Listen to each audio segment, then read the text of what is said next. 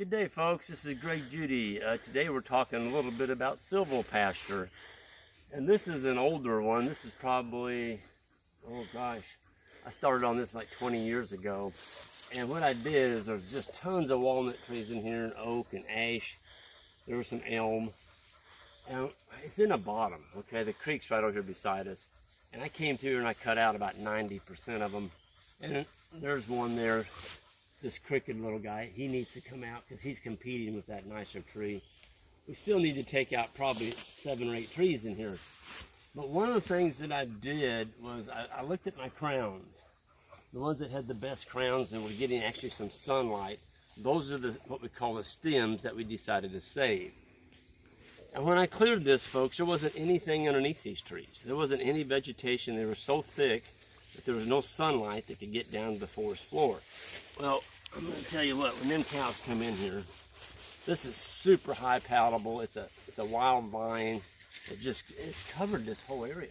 There's grass under here, but this stuff has just came in and covered it. The cattle, they'll be walking around with this stuff hanging out of their mouth. I've seen it. And they're actually fighting to try and get to the next bite. That's how much they love this stuff. And so just with animal impact, grazing it, leaving it, coming back when it's recovered, this is what has happened. One of the things I want to give a plug on our walnuts, we're very adamant about keeping track of the grapevines. If you prize a good walnut tree, you need to cut that grapevine, because if you don't, that grapevine is going to wrap around that tree and get up in the top of that tree, and it'll actually almost kill the tree. It'll surely restrict the growth on it. And so all we do is we just take and cut the vine, cut a chunk out so it can't, get back together. Those big vines like that, it's like almost like a tree growing within a tree up there. It just takes all the sunlight and strangles the tree. So walnuts, it's the highest priced wood we have here in Missouri.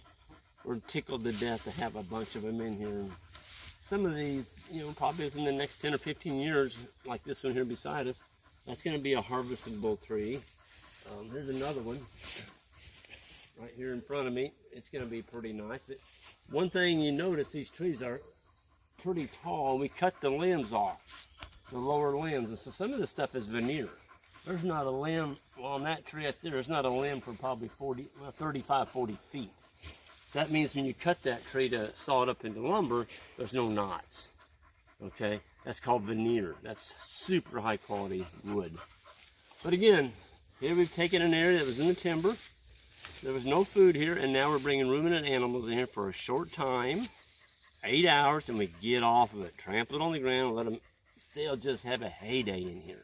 Super high quality. There's shade, there's shelter, there's food, and what's better than that? Folks, this is Great Judy. Everyone have a good one.